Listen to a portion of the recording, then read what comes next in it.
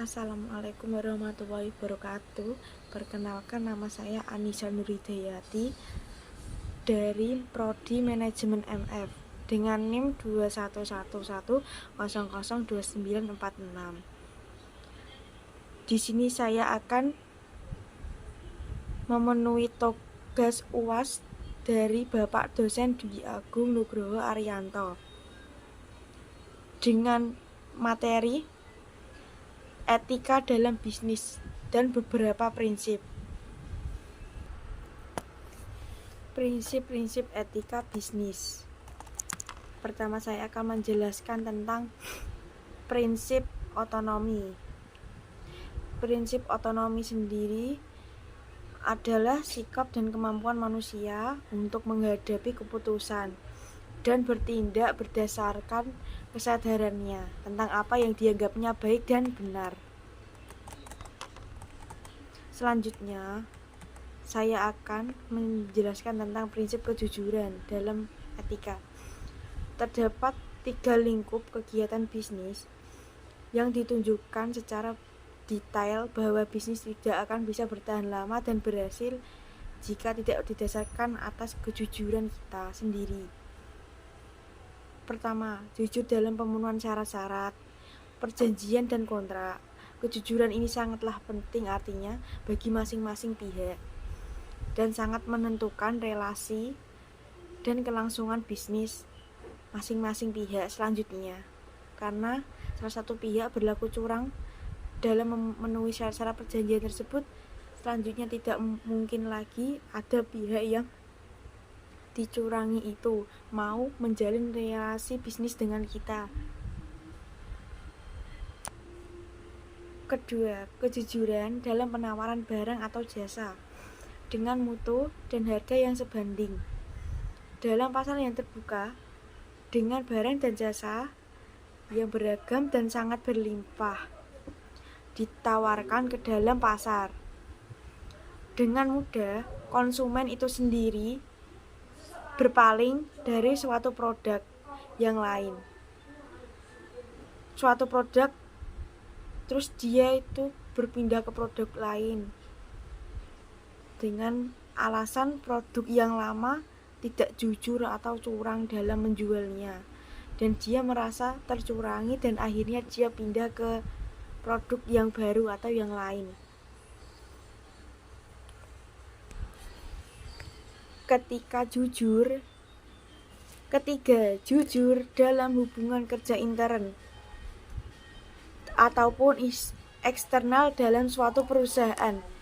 Kejujuran dalam perusahaan adalah inti dan kekuatan perusahaan itu sendiri. Perusahaan itu akan hancur kalau suasana kerja penuh dengan akal-akalan atau kecurangan, tipu-menipu. Kalau karyawan diperlukan secara baik dan manusiawi, diperlukan sebagai manusia yang punya hak-hak tertentu. Kalau sudah terbina sikap saling menghargai satu sama lain, pada gilirannya akan terungkap keluar dalam relasi dengan perusahaan lain atau relasi dengan konsumen itu sendiri. Selama kejujuran tidak terbina dalam perusahaan, relasi keluar pun sulit dijalin atas dasar kejujuran itu sendiri. Selanjutnya saya akan menjelaskan tentang prinsip keadilan. Menuntut agar setiap orang diperlukan secara sama sesuai dengan aturan yang adil dan sesuai kriteria yang rasional, objektif, serta dapat dipertanggungjawabkan. Dan salah satu teori mengenai keadilan yang dikemukakan oleh Aristoteles adalah contoh pertama, keadilan ilegal menyangkut hubungan antara individu atau kelompok masyarakat dengan negara lain, dengan semua pihak dijamin untuk mendapat perlakuan yang sama sesuai dengan hukum yang berlaku saat ini. Dan contoh kedua, keadilan komunitatif. Di sini keadilan komunitatif mengatur hubungan yang adil antara orang yang satu dengan orang yang lain. Keadilan ini menyangkut hubungan vertikal antara negara dan warga negara dan hubungan horizontal antar warga negara. Contoh selanjutnya, keadilan distributif atau disebut juga keadilan ekonomi. Di sini, keadilan distributif ekonomi yang merata atau dianggap adil bagi semua warga negara tanpa terkecuali.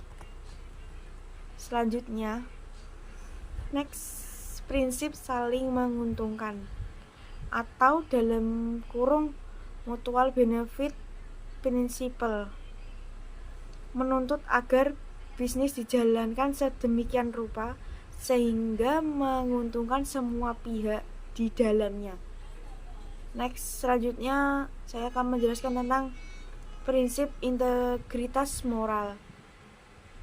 Di sini sebagai tuntutan internal dalam diri pelaku bisnis atau perusahaan agar perlu bisnis dengan tetap menjaga nama baik pimpinan dan bawahan terhadap perusahaan itu sendiri. Selanjutnya saya akan menjelaskan tentang contoh-contoh prinsip etika bisnis. Tadi kan saya sudah menjelaskan tentang beberapa prinsip, contohnya prinsip otonomi, penjelasannya, prinsip integritas moral, dan prinsip keadilan, kejujuran. Dan sekarang saya akan menjelaskan tentang contoh-contoh prinsip etika. Penerapan prinsip etika bisnis sebenarnya sangat mudah diterapkan atau dilakukan. Namun sayangnya masih ada pihak yang menyimpang sehingga menyebabkan suatu usaha tidak bertahan lama atau tidak lama bertahan seperti bangkrut dan lain-lain. Berikut ini saya akan menjelaskan contoh penerapan prinsip etika bisnis dalam kehidupan sehari-hari di lingkungan sekitar. Pertama, menjelaskan produk secara jujur ke konsumen atau kita sebagai moderator, sebagai pemasar, kita harus memasarkan produk kita itu dengan jujur, tidak ada kebohongan ataupun kecurangan agar konsumen suka atau percaya kepada produk kita untuk membeli terus menerus atau selanjutnya selalu menjadi langganan beli di produk kami. Jika kamu selanjutnya tidak membocorkan rahasia perusahaan ketika sudah resign atau sudah out dari perusahaan.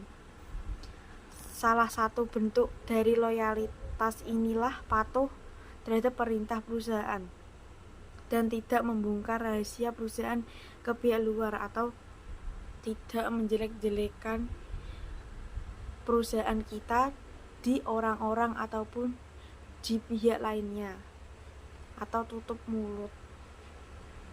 Jika kamu sudah tidak bekerja di suatu perusahaan, setidaknya tidak membocorkan rahasia terkait dengan perusahaan kita meskipun kita sudah keluar atau resign. Selanjutnya, menolak uang suap, menghindari aktivitas suap menyuap seperti korupsi. Contoh korupsi orang-orang pejabat di luar sana. Tindakan menyimpang ini bisa melanggar prinsip etika bisnis, termasuk jenis pelanggaran prinsip etika dalam bisnis.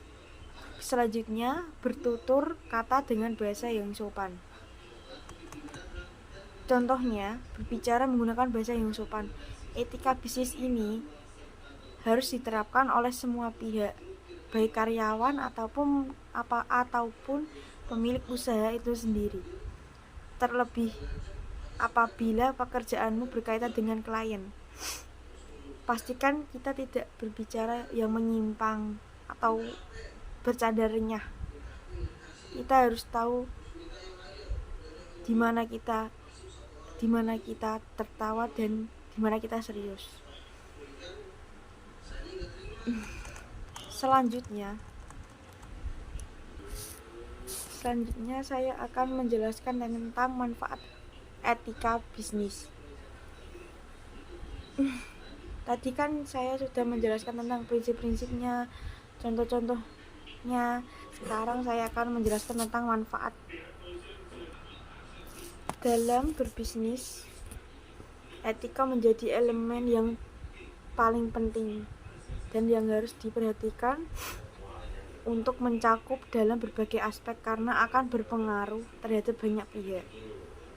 Selain itu, etika yang baik akan membantumu dalam mengembangkan usahamu kelak dan dengan lebih mudah dan efisien.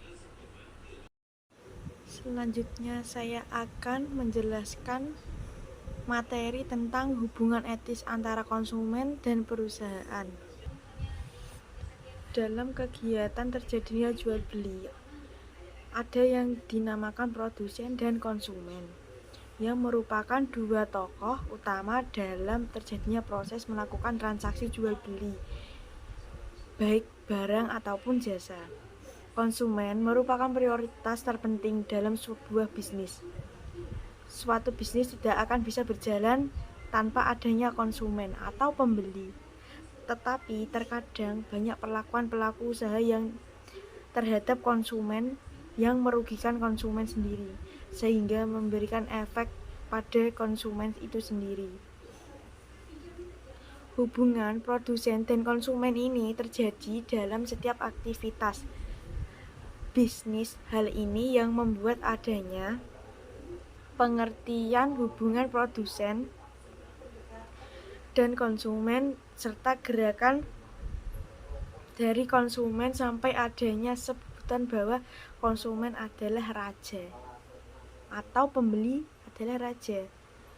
Belakangan ini banyak produsen yang masih mengabaikan masukan, sering mengabaikan saran-saran dari konsumen itu sendiri, serta masih adanya pelayanan tidak memenuhi standar yang membuat konsumen menjadi sangat kecewa untuk membelinya kembali. Si konsumen kecewa terhadap pelayanan seperti tidak ramah penjualnya atau kurang bagus pelayanannya. Jadi kan konsumen jadi kecewa. Hal ini membuat kesan etika produsen menjadi buruk saat dipandang oleh konsumen, yang membuat citra dari produsen menjadi buruk atau menjadi biang gosip omongan.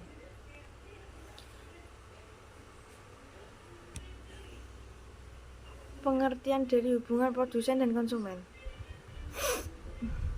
Produsen sering diartikan sebagai pengusaha yang menghasilkan barang atau jasa. Dalam pengertian ini termasuk di dalam membuat grosir, pembuat referansir, dan pengecer profesional, yaitu setiap orang atau badan yang ikut serta dalam penyediaan barang dan jasa hingga sampai ke tangan konsumen. Sedangkan yang memakai barang dan jasa disebut konsumen.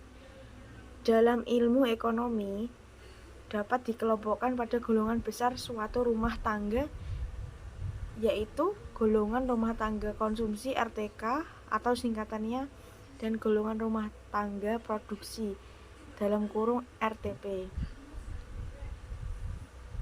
Definisi konsumen sendiri menurut Undang-Undang Perlindungan Konsumen atau UUPK, konsumen adalah setiap orang yang memakai barang atau jasa yang tersedia dalam masyarakat, baik bagi kepentingan diri sendiri, keluarga, orang lain maupun makhluk hidup lainnya, dan tidak untuk diperdagangkan atau diperjualbelikan. Selanjutnya saya akan menjelaskan tentang rumah tangga konsumsi adalah kelompok masyarakat yang memakai barang dan jasa baik secara perorangan ataupun berkelompok atau keluarga organisasi di dalam masyarakat. Tetapi kelompok rumah tangga konsumsi ini juga merupakan kelompok yang memberikan beberapa faktor produksi. Contoh pertama, orang yang menyewakan tanah untuk keperluan perusahaan, pabrik, dan tempat kedudukan perusahaan. Selanjutnya, contoh kedua, orang yang menyerahkan tenaga kerja untuk bekerja pada suatu perusahaan atau pabrik. Ketiga, orang yang menyertakan modal usaha untuk diusahakan. Keempat, tenaga ahli masyarakat untuk perusahaan itu sendiri. Sedangkan rumah tangga produksi yang menerima faktor produksi rumah dalam kurung tanah, tenaga kerja, modal, keahlian, kurung tutup, dari masyarakat kemudian diolah dan diorganisir agar menghasilkan barang dan jasa. Produksi barang dan jasa dijual pada masyarakat sehingga memperoleh untung yang banyak atau uang yang banyak dari penjualan itu sendiri.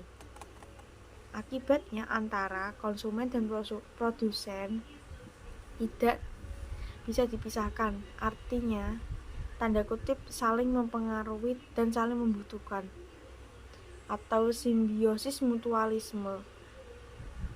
Jika perusahaan menghasilkan suatu barang dan jasa harus sesuai dengan kebutuhan masyarakat.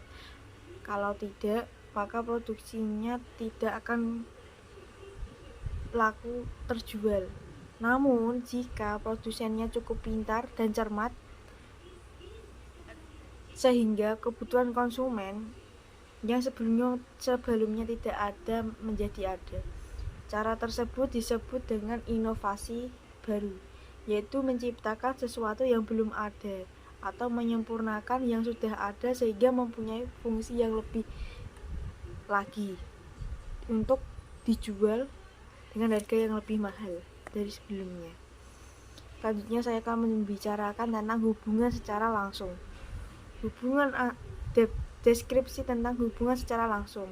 Hubungan antara produsen dengan konsumen dilaksanakan dalam rangka jual beli. Jual beli sesuai pasal 1457 KUHP Perdata. Suatu perjanjian dengan mana pihak yang suatu mengikatkan dirinya untuk menyerahkan suatu kebendaan dan pihak yang lain untuk membayar harga yang telah dijanjikan antara produsen dan konsumen itu sendiri. Dari pengertian ini, maka terdapat unsur-unsur: 1. Perjanjian, 2. Penjual dan pembeli. Antara penjual dan ada juga pembeli. Ketiga, harga bisa dinego. Keempat, ada barang.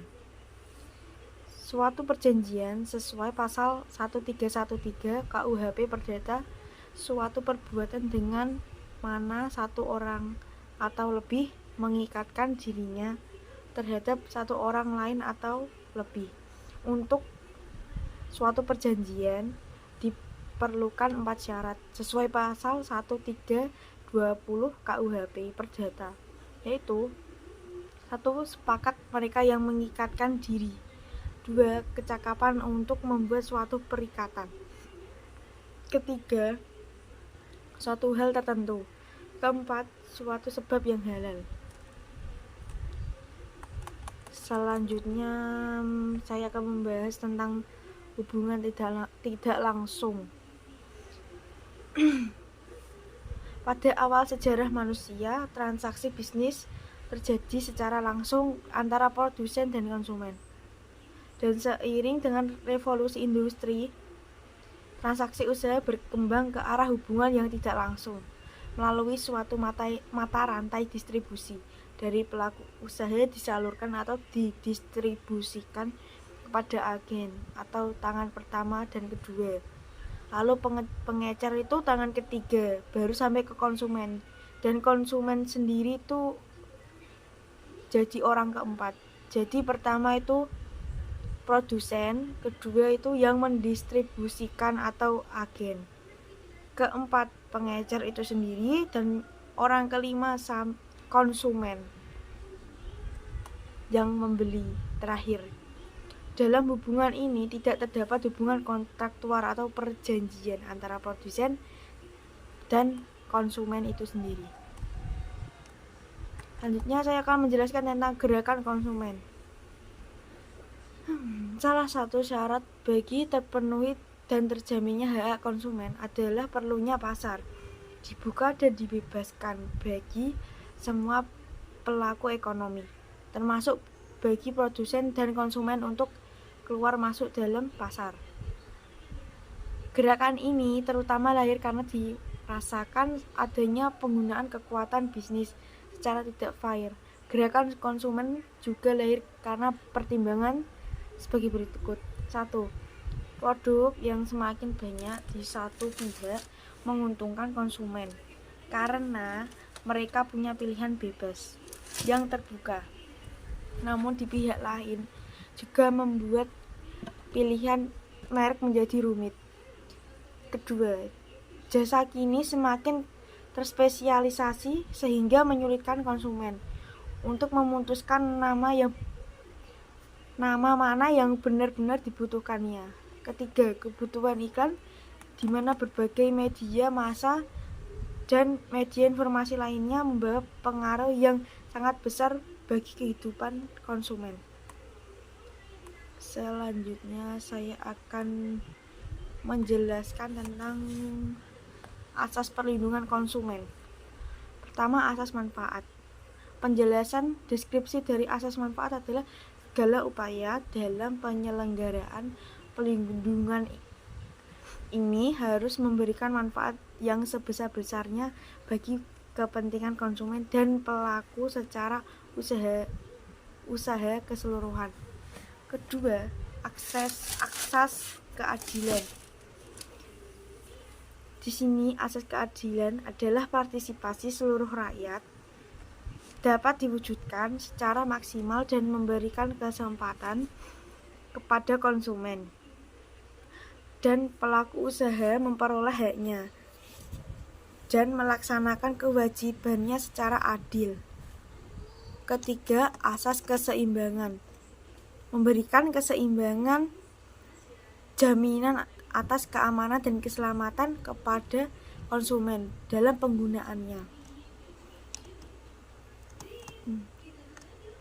Sumber yang saya baca http harisuhartawan blogspot.com.id dan www.indonesiana ide hubungan produsen dan konsumen. Terima kasih. Selanjutnya saya akan menjelaskan materi tentang pengambilan keputusan etika dalam perusahaan. Di sini saya akan menjelaskan definisi dulu. Definisi pengambilan keputusan. Secara umum, pengambilan keputusan adalah upaya untuk menyelesaikan masalah dengan memilih alternatif solusi yang ada. Sebagai ilmu, pengambilan keputusan merupakan semua aktivitas yang memiliki metode, cara, dan pendekatan tertentu secara sistematif, teratur, dan terarah. Ada dua jenis atau tipe pengambilan keputusan. Pertama, programmed decision. Definisinya, prosedur khusus yang dikembangkan untuk menangani masalah yang rutin dan berulang-ulang. Kedua, non-programmed decision. Keputusan yang bersifat baru dan tidak berstruktur diperlukan pada situasi permasalahan yang unik dan kompleks. Selanjutnya saya akan menjelaskan tentang perbedaan tipe pengambilan keputusan. Terdapat dua hal yang membuat sebuah keputusan berkualitas. 1. Kontribusi terhadap peningkatan nilai orang-orang, nilai organisasi dan individual yang disebut konsekuensi. Kedua, akurasi antara prediksi dan realisasi yang dibuat atau gap. Ada beberapa hal yang perlu diperhatikan dalam proses pengambilan keputusan. Pertama, penerapan goal dan objektif serta pengukuran hasil. Contoh pertama, penetapan goal dan objektif akan mengarahkan pada hasil mana yang sudah dicapai dan pengukuran mana yang menunjukkan hasil yang sesuai dengan yang diinginkan kita. Kedua, penetapan goal dan objektif membutuhkan komunikasi antara manajer dengan bawahan di dalam perusahaan. Kedua, hal proses pengambilan kedua, pengidentifikasian masalah. Di sini adanya masalah menunjukkan adanya gap antara goal dan objektif itu sendiri dengan kinerja aktual. Faktor yang mengganggu identifikasi masalah adalah persepsi terhadap masalah, penetapan masalah dalam lingkungan solusi. Selanjutnya, identifikasi gejala sebagai masalah. Ketiga, pengembangan alternatif. Pertama, alternatif atau potensi solusi yang harus dikembangkan antara lingkungan eksternal dan internal, dan konsekuensi atau akibat yang mungkin akan timbul dari setiap alternatif. Contoh selanjutnya, perlu mempertimbangkan kendala waktu dan biaya. Banyaknya alternatif dengan kecepatan keputusan yang diambil. Selanjutnya, cara untuk mengembangkan alternatif adalah dengan analisis skenario. Selanjutnya, keempat, pengevaluasian alternatif. Pertama, alternatif yang sudah dipilih dievaluasi dan selanjutnya dibandingkan dengan objektif atau objek. Selanjutnya, objektif dari pengambilan keputusan. Setiap alternatif harus berupa hasil atau keluaran positif paling banyak dan akibat buruk yang paling kecil. Selanjutnya, nomor 5, pemilihan alternatif. Pertama, pemilihan alternatif yang dipilih harus berdasarkan hasil atau keluaran yang sesuai objektif. Kedua, perlu mempertimbangkan dampak alternatif positif maupun negatif terhadap objektif yang lain, atau tujuan yang satu optimal sedangkan tujuan yang lain tidak optimal. Selanjutnya, tidak mungkin solusi keputusan akan memuaskan semuanya, tetapi yang optimal adalah sesuai standar. Selanjutnya, keenam, penerapan keputusan. Keputusan yang baik adalah efektif untuk implementasi. Selanjutnya, perlu pengujian terhadap perilaku orang terhadap keputusan itu sendiri. Ketujuh, pengendalian dan pengevaluasian. Efektivitas manajemen terkait dengan pengukuran hasil secara periodik dan perlu pengendalian evaluasi keputusan terhadap objektif itu sendiri. Beberapa faktor yang mempengaruhi dalam pengambilan keputusan etis yaitu 1. Gender. Deskripsi gender dalam proses pengambilan keputusan. Peranan gender mempengaruhi hasil keputusan yang diambil secara etis. Perbedaan terhadap gender dalam pengambilan keputusan tidak dibenarkan. Kedua, filosofi. Pola pikir seseorang juga turut mempengaruhi keputusan seseorang. Pertimbangan masa lalu dan pengkajian kembali. Masalah yang dihadapi bersumber dari hasil pemikiran masa lalu harus diperhatikan. Ketiga, edukasi. Semakin tinggi tingkat pendidikan seseorang akan mempengaruhi kualitas pengambilan keputusan yang diambil oleh individu itu sendiri. Kelima, pengamalan. Dalam menghadapi sebuah permasalahan, Seseorang individu dituntut untuk mencari sebuah solusi itu sendiri. Faktor pengalaman dapat menjadi sebuah kelebihan bagi individu tersebut. Permasalahan yang pernah dihadapi di masa lalu bisa menjadi kunci tersendiri atau menjadi pengalaman tersendiri dalam mencari sebuah solusi terhadap permasalahan yang dihadapi saat ini. Selanjutnya, ke-6, umur. Faktor usia memiliki keunggulan tersendiri dalam hal pengambilan keputusan. Terkadang perbedaan usia dapat menghasilkan perbedaan kebijakan. Selanjutnya, ke-7, kode etik. Di dalam perusahaan perlu diperhatikan aturan-aturan yang sudah berjalan. Hal ini berguna agar keputusan yang dihasilkan tidak bertentangan dengan peraturan perusahaan. 8, reward atau sanksi. Perlu diperhatikan bahwa dalam setiap keputusan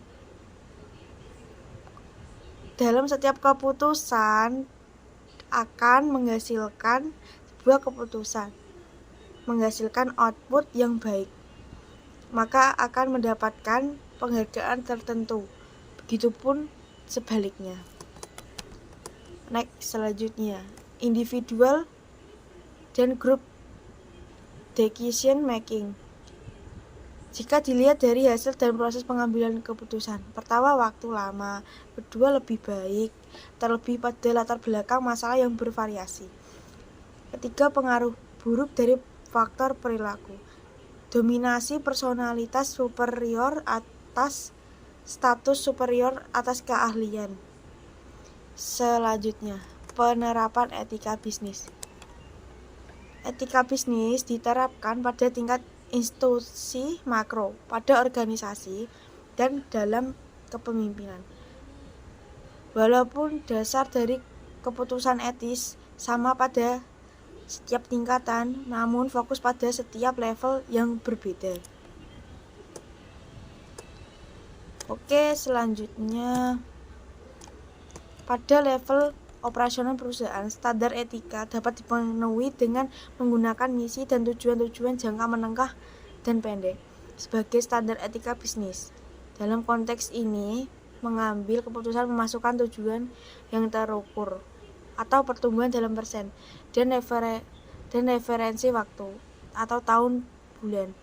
Selain tujuan dan ruang lingkup material perusahaan atau divisi. Selanjutnya, pada level kepemimpinan, keputusan-keputusan etis terfokus pada upaya untuk menggerakkan roda berorganisasi. Aspek-aspek etis pada level ini hubungan antara pemimpin dan bawahan dan lintas unit dalam sebuah organisasi. Hubungan antara pemimpin dan bawahan terus harus didasari oleh profesionalitas dan jalur-jalur wewenang serta tanggung jawab yang sesuai dengan tugas yang telah ditetapkan perusahaan. Oke, terima kasih. Selanjutnya saya akan menjelaskan materi tentang Good Corporate Governance atau disingkat GCG. Pengertian Good Corporate Governance adalah kelangsungan perusahaan sangat bergantung hubungan stakeholder yang umumnya memiliki hubungan kebutuhan antara satu sama yang lain.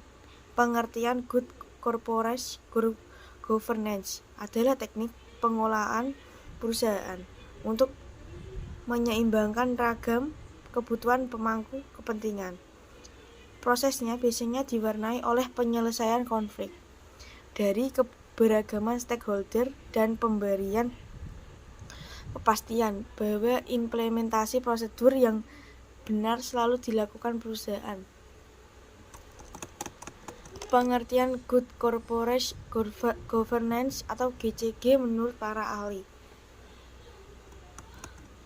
Pertama, Cadbury Commit 1992 menjelaskan tentang GCG adalah sebuah sistem yang menjadi pengatur hubungan antara pihak yang memiliki hak dan kewajiban atas perusahaan itu sendiri.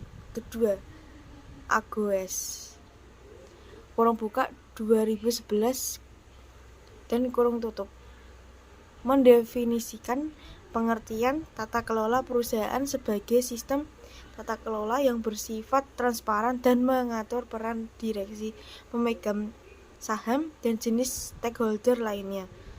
Proses tersebut dilakukan atas tindakan pencapaian tujuan suatu perusahaan.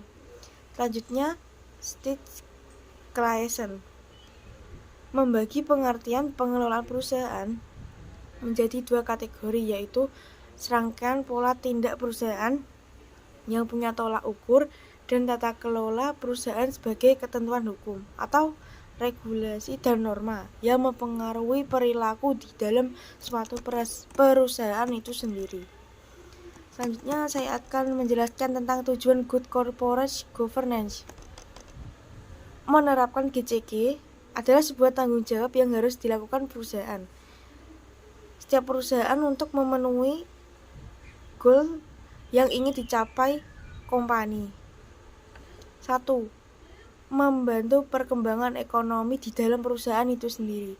Kedua, memastikan manajemen perusahaan telah sesuai.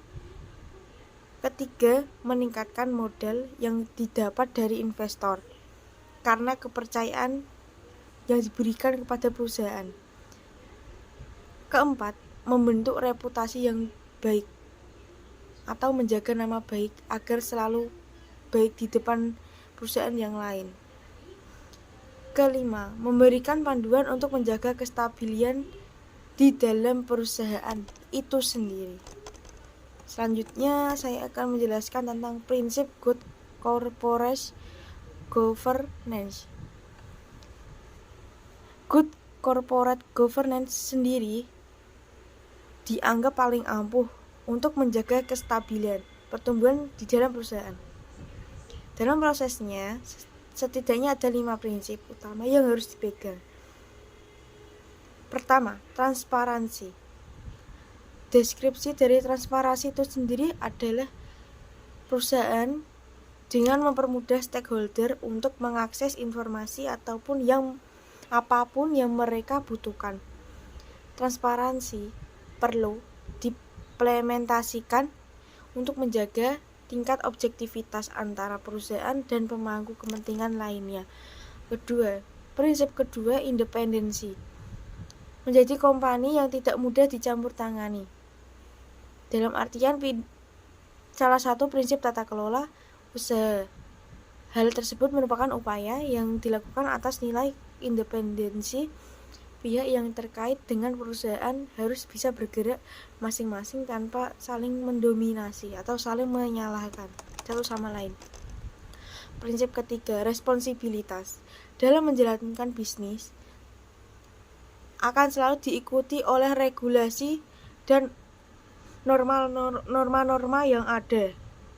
Sebagai perusahaan yang baik harus bisa memenuhi kebutuhan aspek tersebut. Prinsip selanjutnya, akuntabilitas. Akuntabilitas itu sendiri prinsip yang berkaitan dengan pertanggungjawaban.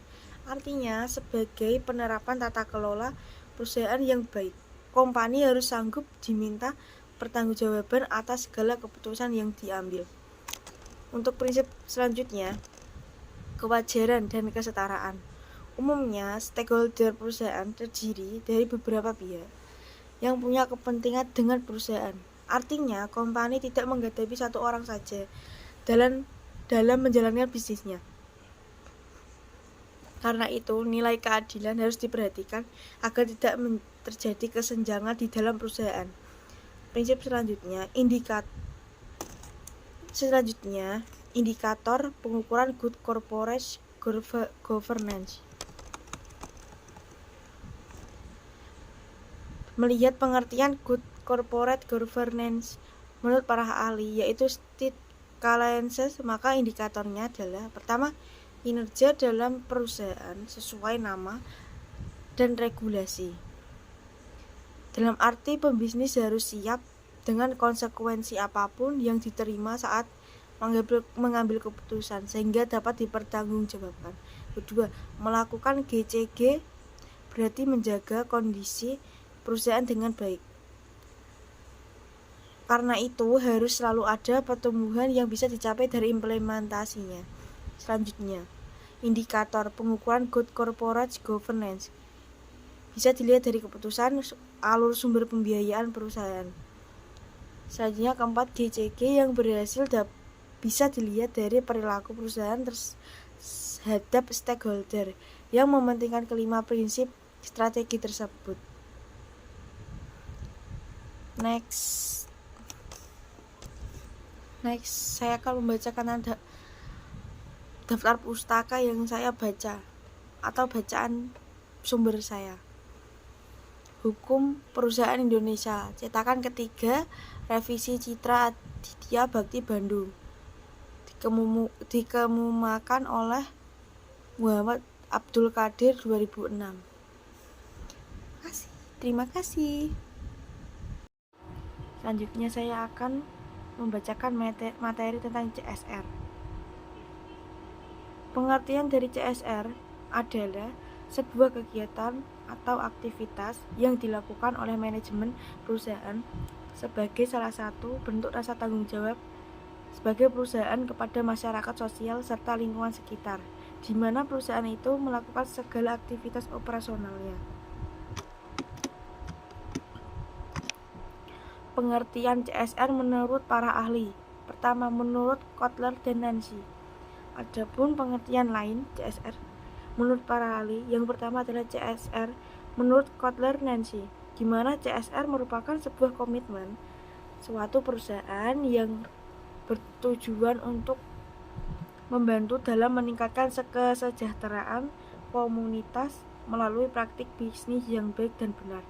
Dalam memenuhi hal tersebut, perusahaan bisa mengontribusikan sebagian dari sumber daya perusahaan kepada pihak yang terlibat di dalam atau di sekitar lingkungan.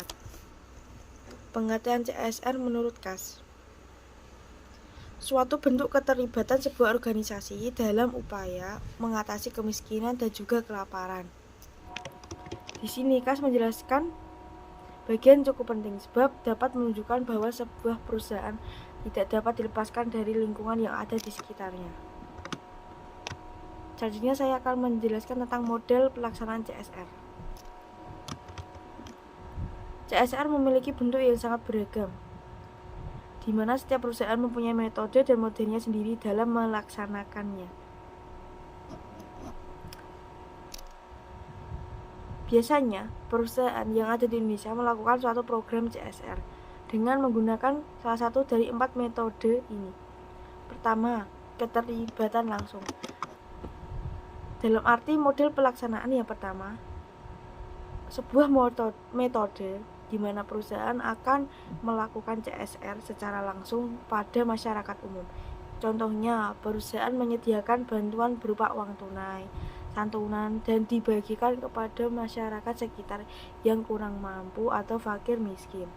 Kemudian, bantuan tersebut diserahkan langsung oleh pihak manajemen perusahaan kepada masyarakat yang membutuhkan. Kedua, melalui yayasan atau organisasi sosial. Model selanjutnya, dengan melalui sebuah yayasan atau pihak perusahaan membangun yayasan sosial sendiri. Metode yang saat ini hampir sama dengan yang dilakukan oleh perusahaan di berbagai negara maju. Tujuan dari model CSR ini untuk membangun yayasan sosial yang menyediakan bantuan untuk mensosialkan secara berkelanjutan.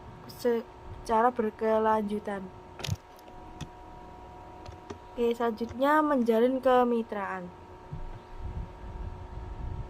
Model yang satu ini dilakukan dengan cara menjalin kemitraan dengan pihak luar atau pihak lainnya. Mitra yang diajak bekerja sama biasanya adalah mitra yang memang sudah mempunyai fokus utama di dalam suatu bidang kegiatan sosial, seperti bansos. Entah itu lembaga sosial yang dikelola oleh swasta maupun pemerintah dan lainnya.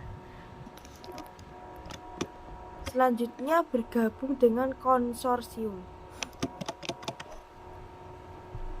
Sebuah bentuk kerjasama antara dua pihak perusahaan guna melakukan sebuah proyek, di mana proyek tersebut merupakan sebuah proyek sosial yang bertujuan untuk mensejahterakan masyarakat sekitar. Misalnya saja proyek perbaikan jalan, pembangunan gedung sekolah, pembangunan jembatan, dan kegiatan lain yang bermanfaat bagi masyarakat secara umum yang ada di sekitar perusahaan. Selanjutnya saya akan menjelaskan tentang tujuan CSR dan manfaatnya. Dalam melakukan program-program CSR, perusahaan harus mempunyai beberapa tujuan tertentu, di mana tujuan tersebut harus tetap berkaitan dengan kesejahteraan dan berkemanfaatan untuk masyarakat dan pihak-pihak yang ada di dalam perusahaan. Contoh dari tujuan dari program secara umum.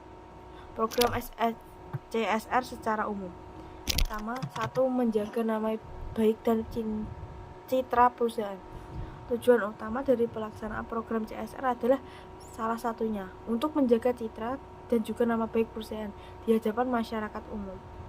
Biasanya program CSR yang dilaksanakan suatu perusahaan untuk mencapai tujuan dengan menunjukkan bahwa pihak perusahaan merupakan pihak yang akan bertanggung jawab atas kesejahteraan masyarakat sekitar.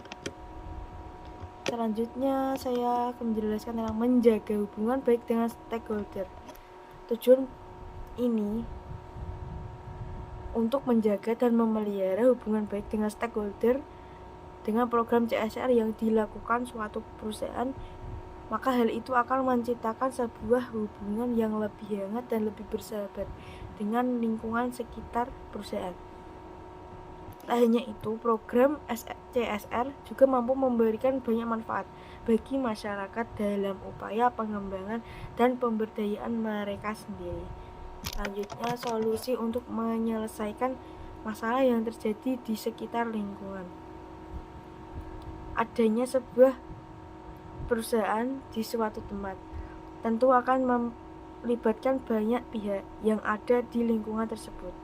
Salah satu cara agar masalah yang ada di sekitar bisa terselesaikan dengan mengadakan program CSR. Masalah yang ada bisa muncul dari berbagai sisi, dari sisi baik ataupun buruk, mulai dari lingkungan sosial dan juga ekonomi. Adanya program CSR menjadi salah satu bentuk upaya dari perusahaan untuk membantu dalam menyelesaikan semua masalah yang ada di lingkungan kita sendiri atau sekitar. Selanjutnya saya akan menjelaskan tentang manfaat CSR. Corporation Social Responsibility. 1. Untuk perusahaan, manfaat CSR bagi perusahaan yang perlu kita ketahui ada 3. Pertama, yaitu membuka peluang kerja secara luas bagi pihak lain. Kedua, sebagai sebuah media promosi untuk perusahaan itu sendiri. Ketiga, untuk membuat suatu inovasi baru dalam bentuk sebuah program tertentu. Kedua, manfaat untuk masyarakat umum. Sedangkan masyarakat yang akan didapatkan oleh masyarakat umum yaitu meningkatkannya kesejahteraan dalam berbagai aspek, di mana masyarakat yang ada di sekitar perusahaan menjadi lebih diperhatikan dan juga terjaga. Kemudian mereka juga dapat merasakan keuntungan dari program CSR secara langsung, baik itu program pemberdayaan dan pengembangan yang disediakan oleh pihak tersebut. Ketiga, untuk pihak yang lain. Program CSR yang dilakukan oleh perusahaan tidak hanya bisa memberikan manfaat bagi perusahaan, juga masyarakat saja, tetapi juga bisa memberikan manfaat bagi pemegang saham, pemerintah, dan juga konsumen. Manfaat yang akan didapatkan oleh para pemegang saham antara lain perusahaan akan mendapatkan citra yang baik, sehingga dapat menambah kemungkinan adanya investor tambahan. Sedangkan untuk konsumen, mereka akan semakin percaya kepada perusahaan. Kemudian manfaat untuk pemerintah, untuk mereka akan merasa terbantu dengan adanya program CSR ini, mulai dari pembangunan sosial di bidang ekonomi dan juga lingkungan. Selanjutnya saya akan menjelaskan tentang jenis-jenis program CSR. 1. Cause promotion. Jenis promosi ini salah satu upaya perusahaan untuk meningkatkan kesadaran pada suatu permasalahan di perusahaan. Tujuan dari jenis CSR ini sebagai sebuah media promosi untuk perusahaan itu sendiri. Dalam melaksanakannya, nantinya pihak perusahaan akan memberikan dana serta sumber daya sebagai upaya mendukung kegiatan sosial, mulai dari kegiatan community service dan kegiatan donasi. Untuk selanjutnya, cause related marketing. Perusahaan yang menggunakan program CSR ini biasanya mempunyai tujuan untuk selalu berkomitmen dalam memberikan sejumlah keuntungan dari hasil penjualan untuk suatu produk tertentu, supaya dapat mendukung kegiatan sosial yang ada di dalam masyarakat. Selanjutnya, ketiga, corporate social marketing. Jenis CSR ini biasanya dilakukan oleh perusahaan dengan bentuk kampanye. Umumnya, bentuk kampanye yang dilaksanakan oleh pihak perusahaan berupa isu kesehatan, lingkungan, dan isu-isu lainnya. Adapun tujuan dari CSR ini supaya bisa membantu dalam mendukung terjadinya perubahan masyarakat ke arah yang lebih baik untuk selanjutnya. Keempat, corporate philanthropy. Jenis CSR ini dilakukan oleh pihak perusahaan dalam membentuk kontribusi yang dilaksanakan secara langsung ataupun tidak langsung dengan cara mencarikan dana. Adapun contoh dari jenis ini, program sumbangan, karti, dan juga pemberian bantuan kepada masyarakat dalam berbagai bentuk. Selanjutnya, community volunteering. Salah satu jenis CSR yang dilakukan oleh semua pihak perusahaan dalam bentuk layanan ataupun jasa yang disediakan secara gratis untuk masyarakat. Untuk selanjutnya, contoh kegiatan program CSR ini dibagi menjadi 5. Pertama, di bidang ekonomi, membentuk program koperasi simpan pinjam dan usaha untuk masyarakat dan juga karyawan, mengembangkan UMKM yang ada di sekitar wilayah perusahaan, dan memberikan beberapa dana modal untuk usaha masyarakat di sekitar perusahaan. Selanjutnya, di bidang kesehatan, menyediakan acara donor darah rutin dilakukan oleh masyarakat umum di dalam perusahaan, di dekat perusahaan, dan juga pegawai yang ada di dalam. Pengobatan gratis juga. Ketiga, di bidang lingkungan, mengadakan program pengelolaan limbah, menyediakan program pelatihan kemampuan, dan menyediakan acara seminar yang berkaitan dengan pendidikan. Keempat, di bidang infrastruktur. Di sini kita menyediakan tempat ibadah, membangun sarana dan prasarana untuk umum, serta memberikan jalanan umum. Kelima, di bidang budaya, mengadakan festival seni, melakukan pengembangan dan juga pemberdayaan seniman yang ada di sekitar, dan melestarikan budaya serta karya seni.